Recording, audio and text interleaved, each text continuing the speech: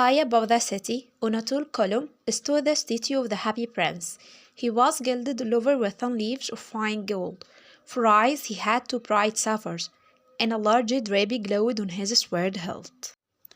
One night, a little swallow flew over the city. He was on his way to Egypt to join his friends, but he stopped to rest at the feet of the Happy Prince. As he was about to sleep, a large drop of water fell on him. It was strange, because there were no clouds in the sky. He looked up and saw that the Happy Prince was crying. "Why are you crying?" asked the swallow.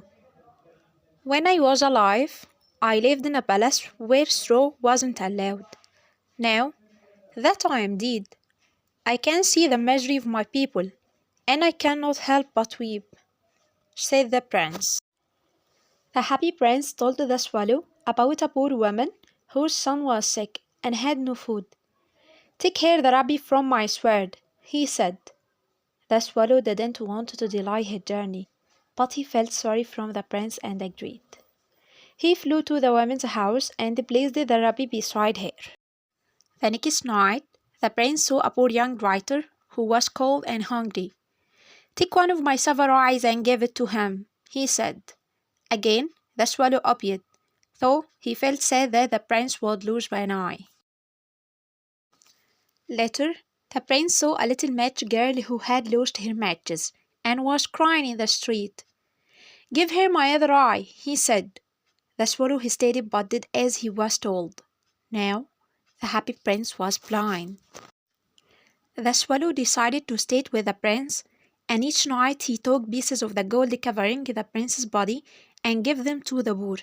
Soon, the statue looked dull and grey, but the people in the city were happier. Winter came, and the swallow grew weak. He kissed the Happy Prince and fell dead at his feet. At that moment, a strange sound came from inside the statue. The leaden heart of the prince had broken. The next day, the city officials saw the statue and decided to remove it because it was no longer beautiful.